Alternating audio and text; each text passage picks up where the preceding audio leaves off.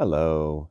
I am recording this today a little bit later than I had meant to, but things kind of, did their stuff. But I would like to talk, well, I don't know, like might be a strong word, but I'm going to talk about Star Wars Andor.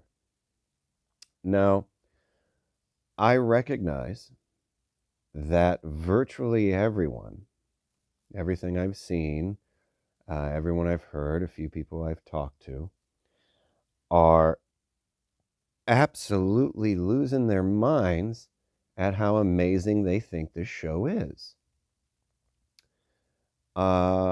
This is not one of those times, however, where I find myself so thoroughly disagreeing with everyone ever that I maybe begin to think, well, maybe I need to give this thing another chance because clearly I'm missing something like everyone else gets.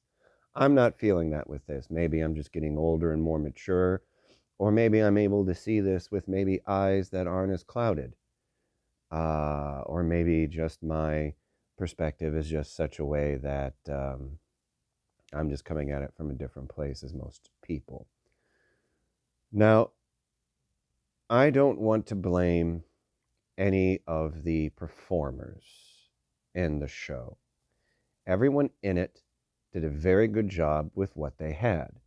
It was just unfortunate that what they had was boring as hell, convoluted, pointless, and all over the damn place, as well as maybe a bit character assassinating for a couple of people. I think Stellan Skarsgård, with his point, did the best that he could with what he had. Diego Luna did the best that he could. One of the only people that was just sort of like a breakout kicking down the door, I'm taking charge of this sort of thing, was Andy Serkis. But of course, that means he's in it for maybe 2 episodes. Because again, I kind of mentioned this, but I'll talk about it a little bit later. The show doesn't know what it is. It doesn't. So first things first. First things first is I don't want to blame any of the performers in it because everyone did a good job with what they had. So I'm not blaming the excuse me, the problems with the show on anyone in it. I don't want to blame any of the problems with the show about the production thing because everything looked really nice. It was, you know, um, the points and places where, it was clearly like the Imperial stuff, some of the ships, places on Coruscant, things like that, looked and felt kind of like Star Wars. Okay, fine. So really with like the creative process of it, my problem really isn't necessarily the people who put the work into what you see on screen in terms of what you actually see. My problem with it is the show as its fundamental self, as well as some of the things it did to some of the people. Now, the show is essentially pointless. It is an essentially pointless, useless show. And it's pointless and useless if you think about it in terms of, just in terms of the character development, in terms of the character anyway. There is nothing from Rogue One that says Andor is the one that needed any sort of prequel for it. Nothing. Nothing. Now, Rogue One, damn fine movie. I enjoyed it. Saw it in the cinemas. I've watched it several times since. I enjoy it. I don't know, fantastic, but it might be. But it is a damn good movie. I really like Rogue One. Andor and Rogue One, perfectly serviceable, appropriate character for that sort of movie. Fine. But there is nothing that says that we needed any backstory to him whatsoever. Nothing. He was a suboptimal person in the movie, had character development in it that was, sort of right and proper for his story with that. And that's it. That's all you need. Anything beyond that. So starting back as a prequel for Andor as a character, if your baseline is here and he starts below this baseline as a person. You've got to raise him up, for the movie that he's in, which means that if he's already suboptimal here, you've got to start, oh, look at that, I'm not on the screen anymore. So you have to start him as kind of a crappier person in order to have character development to get him to be a kind of slightly less crappy person than when he was on the definitive point of his life as a character. That essentially is already making you start at a problematic place. You're already starting behind an eight ball in terms of that. Now, you are going to be able to capture some of these people who think dark and gritty is super cool and badass, and the lifeblood of their day is probably energy drinks, and they think that all the growly Batman bullshit is actually like cool character development. You're going to get some of those, and who think dark and gritty is a personality trait, and all of that they completely get wrong. They can't even get dark and gritty correctly, but they think that that's cool. So they think they understand an anti-hero. They think they understand what it means to be like morally gray or anything. It's really, they're just sort of sad little boys with daddy issues. So you're going to capture that sort of thing a lot in terms of people with this. And I understand where some people are coming from, but there's some people who don't have that going on. Thankfully, there's a lot of people who don't, who also think the show is the bee's knees. Oh, hello. So, stay. So taking that out of the equation, and again, just going into terms of what it is, it's a useless show, and his development as a character is already problematic. Already, so you're already starting behind the eight ball in terms of, well, how are you going to do this? Unfortunately, for the show, they chose to do this in the most boring way possible. Andor is essentially an incredibly boring show. Most of the characters have no real point to them. Some of them are just sort of caricatures. And honestly, I think there's a couple people that showed up in like the last episode or two. I'm like, do these people exist before? Because they seem to be fairly important in the finale. I don't remember who they are in any way, shape, or form. None. No recollection about them whatsoever. So these people made no impact. And now they're supposed to be important in the finale when you got to wrap up everything and tie everything together? What? It's boring. The dialogue is boring. The story development is boring. And what they did is they took a page from the Rise of Skywalker playbook, which I'm sure most of you would probably fit a bit like I do, which is thinking that that is one of the worst playbooks that you could possibly take anything from, except maybe toilet paper in an absolute emergency. But they did the thing that Rise of Skywalker did, where they jumped from thing to thing, or planet to planet, or port to port, so to speak, to basically fool you into thinking that something's going on. But essentially, still, nothing is going on. And part of the reason nothing is going on is because it's almost at times too much is going on. And that makes it where the show doesn't know what the hell it is, or where the hell it's going, or what point it's trying to make it all. First couple episodes, he's on this sort of, mining workers, manufacturing sort of planet, and that's where he's kind of living, but he's got to kind of escape there because this guy who's basically the epitome of straight-laced douche cop, was finding him, and then you're supposed to feel sorry for this cop later because his mom's an utter borderline bitch, but he's still just a complete dickhead and douchebag, and doing everything he can to suck up to the Imperial Security Bureau, the ISB, which is like the super CIA of the Empire. So way to go being an absolute turd with it. I don't feel sorry for you at all. I don't feel sorry for you that your mom was an utter bitch and your family seems to be shitty, because you're not taking any of that problem and any of that pain and doing anything good with it. You're taking those problems and those pain and being like, an Uber stick up your ass cop. No, fuck you. No one likes you. You beanstalk douchebag. So and then it goes to, he's going to go in this heist thing. Yeah. So he's going to do this. There's a couple episodes in like this moorland with these huts with these people who don't trust him, but he's somehow, Andor is somehow more competent than like all of them put together. And then they got to do this heist, and the heist was boring as shit. Like, it was seriously a boring heist. They made the prep episode and the heist episode were boring as hell. It was just sort of like, okay, it was just dull and boring. It was poorly executed. Then there's a sort of like middle episode, and then there's now prisons. And the middle episode is kind of like maybe set up. Oh, it's almost sort of like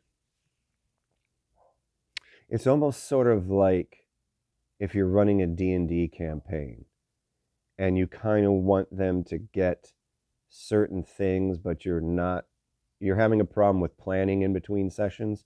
So you're kind of throwing stuff out in order for your parties to do things when you work out what you're actually trying to do.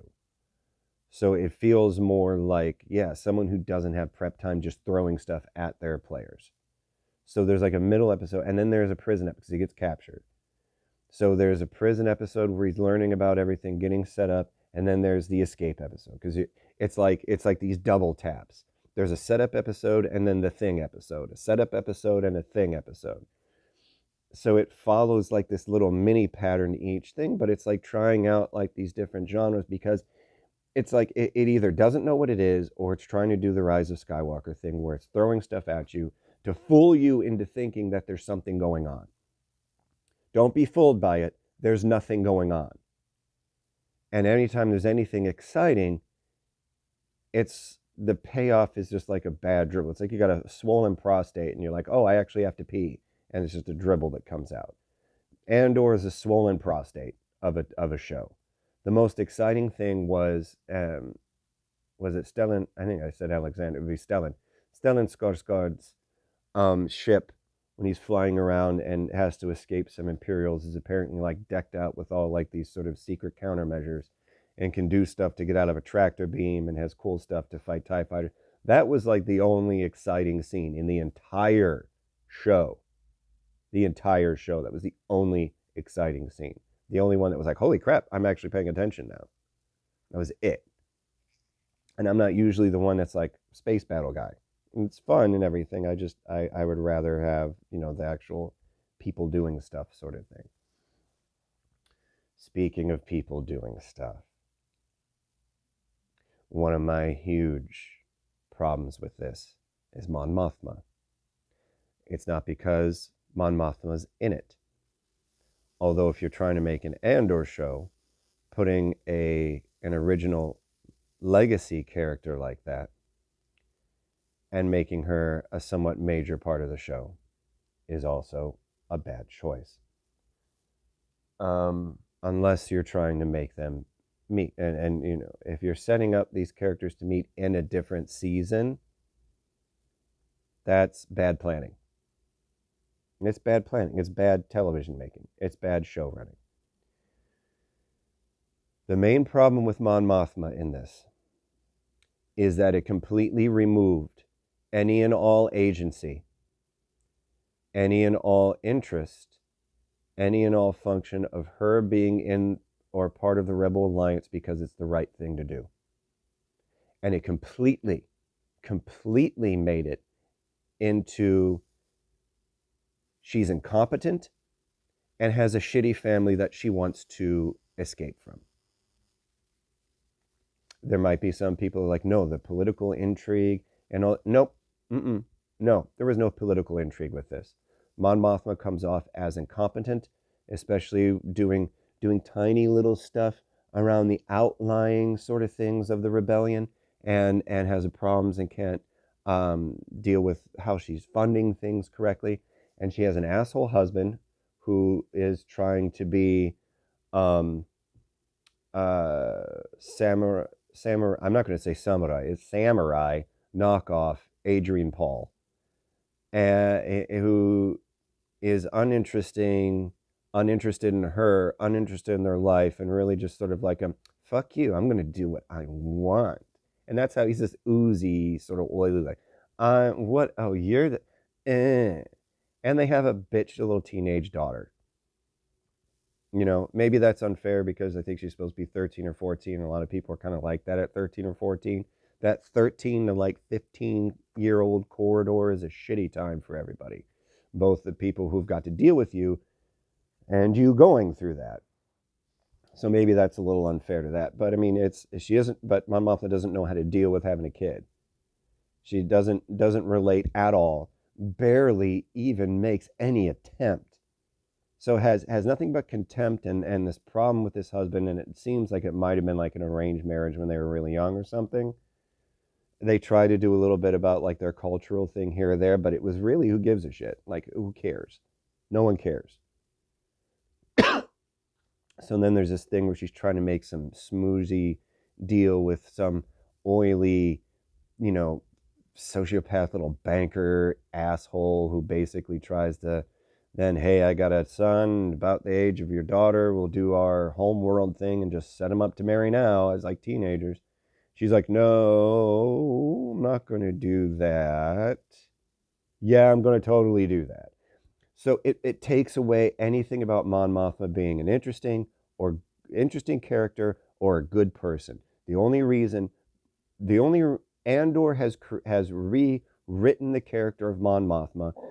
Excuse me. That the only reason she gives a crap about the rebellion at all is because she wants to get away from home, and she's going to bury herself in her work. Her work just so happens to now be a rebellion. There might be some stuff about it that maybe she actually kind of does believe in, but quite frankly, she's no Bail Organa.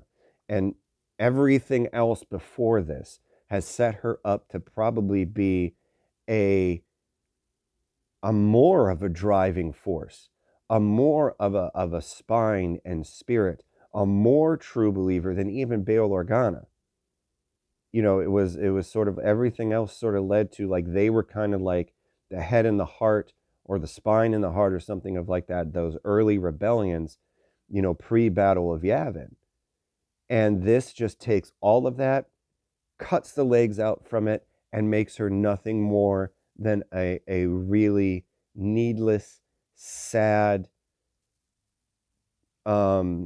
trope that in this, I don't know if we're in a post Me Too era now or something like that, but after Me Too era, and after everything that's come out about Kathleen Kennedy, trying to make sure that all like these different sort of, social things get put out there, it completely flies in the face of everything they try to do with that. If everything they try to do with like Rey and Ahsoka and like Hera Syndulla and Rebels and Sabine Wren, and all these like, characters, these women characters having agency in and of themselves, and drives and things in and of themselves, and unique sort of things, just swept away all that. It basically just made her into some, you know, uh, basically the whole Mon Mothma parts were like, maybe it's in some, CBS legal melodrama. And yeah, she's got like, a powerful family husband or something and a kid. And, she just is like, wants to be a lawyer. And maybe she's got a case once in a while that is actually trying to help a good person instead of like the corporate douchebags they usually get. And then, but she still has to buckle to the, I don't know, like, honestly, She-Hulk twerking, as much as people wanted to throw a bunch of fucking vomit about how much problem they were having with that, is more liberating to women than what Andor did to um, Mon Mothma. And I like She-Hulk. That was an excellent show. And I think women, all right, if that's how you want to rock it, go ahead and rock it. Good for you. The fact that that anyone would have the sort of confidence and you know, healthier ego to be able to bust that out like that. Cool. It makes her an infinitely more stronger and more interesting character than Mon Mothma. Someone who, for like almost my entire life since, Return of the Jedi came out, was supposed to be like this, maybe sort of rebel leader on this pedestal, now is just sort of like, no, you're just some sort of like melodrama trope who's got a shitty family that you're trying to escape. Great, awesome, you rock. Thank you, Andor. Even the beginning titles, where it's like this black screen and then Andor with some symbol or thing comes up slowly, it's 3 times longer than it needed to be. Even the opening title credit was boring as hell and lasted too long. So Andor, if they could have trimmed the fat out of this. They could have cut whole episodes out of it, squozed it together into something, tighter. It might have made it more interesting. They needed to, unless you're going to go back to the way sort of older television was, where it is like monster of the week, really episodic. Oh, today we're going to fight the flute monster, or today it's Romulans, and then next week is part 1 of a 2-parter with the Daleks. You're going to make it really episodic. Okay, okay. Then don't try to be, anything really more than that. But if you're going to try and make a show like we're making shows now, these Marvel and Star Wars shows and Netflix and HBO, if you're going to try and do that, then do that. You can't have it both ways because you ruined it. So this utterly needless, useless, pointless show was utterly boring and had absolutely no idea what the hell it was or what the hell it wanted to do or what point it was going to make. It made no point. It did nothing interesting with anyone at all. It didn't do anything interesting with Andor. It ruined Mon Mothma. And was just, I don't feel the anger like I feel with it like I did with Rise of Skywalker. It was one of those things where I can't believe I actually finished watching the show. But I figured if I could get through Rings of Power with how just utterly horrifically angry that did make me, I can get through Andor to give it a fair shake. I was like, you know what? Maybe part of me was kind of hoping they'd pull this out in the end and it would be like, oh, all this stuff would be kind of worth it. The slog to get through this utterly pointless show would be worth it at the end. And no, it wasn't. Again, it was just, a prostate dribble of a show. Useless, pointless, boring, had no idea what it was doing, had no idea where it was going. No standouts. Performances were the best they could be, given what it was. The ISB stuff and everything was trope. Is the woman who was the focus that you followed the most out of the ISB was, just an ambitious sort of dragon lady trope. Nothing unique or interesting about her. Just falling into boring old crap. And I got to get going here. So I'm going to wrap this up because, I got to go teach. But yeah, I do not recommend Andor. I do not recommend it at all. I don't even recommend it in terms of, well, if you really like Star Wars, you get something. No, it's pointless. You can completely skip it and your life will be better for it. It does not add anything to Rogue One. It does not add anything to the current Star Wars canon. It doesn't bring in anything noticeable or interesting from what would be like the legacy canon. I don't think there even was anything legacy into it. But I mean, that would be something where it's like, oh, this is a horrible show, but at least Mara Jade or Corran Horn came in. Nope. It was nothing. There was nothing about it that made it in any way, shape, or form a worthwhile, interesting show that had any point to it whatsoever. Completely and utterly skip it. All right, that being said, don't skip my stuff because I'm fabulous and interesting. So like, subscribe, ring the bell, all the usual cool YouTubey stuff, and I'll talk at you later. Cheers.